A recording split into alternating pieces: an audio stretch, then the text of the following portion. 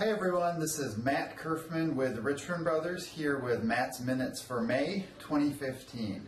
Thanks so much for tuning in and listening, and what I wanted to talk on today is just a little bit carrying over from the past couple of months. I spoke a little bit about GDP, Gross Domestic Product, which is a measure of how fast or slow our economy is actually moving along and growing.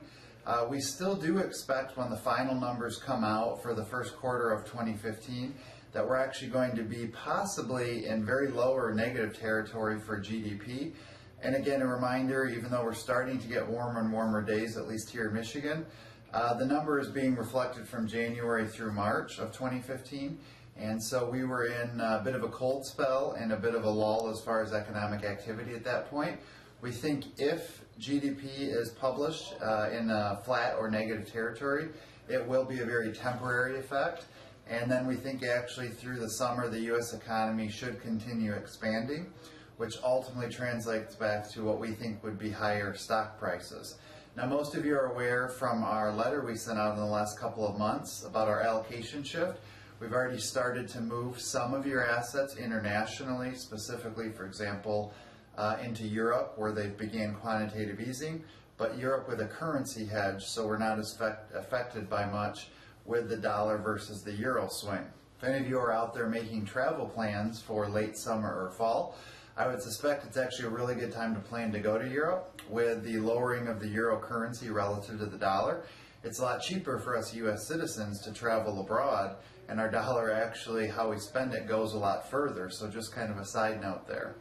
We are continuing on a very slow basis to build in fixed income, especially high quality fixed income, asset-backed securities, things of that nature, and also building yield back into your portfolio. Another term for yield would be dividends. And so those are some of the things we're still focusing on. Our economic indicators, we still think things are going to continue to move forward despite a few more hiccups. And again, we're trying to build in some measured downside protection. Regarding interest rates, we don't think that the Federal Reserve is going to increase interest rates at their summer meeting in June. We think it's probably more likely that that would happen in the fall in their September session. And we would estimate that the Federal Reserve is going to increase at 25 basis points each meeting, so that's 1/4%. And so not huge increases. And so for those of us with savings, with CDs, money markets, all those things that we have in the bank that we can't earn any interest on, unfortunately we do not suspect that that is going to turn around anytime soon. So I think ultimately those that are willing to hold on to safe assets for a long period of time, for example, fixed indexed annuities or equity indexed annuities we've talked about before, we think that is probably one of the best places where we can get higher yields with the guarantees from the insurance companies and the safety and the downside protection, but not be penalized just by sitting in the bank to earn 0.1 or 0.2%, or maybe 0.5 or 1% in a CD. So we're continuing to keep those as a focus in the portfolio while adding international and also adding some fixed income back.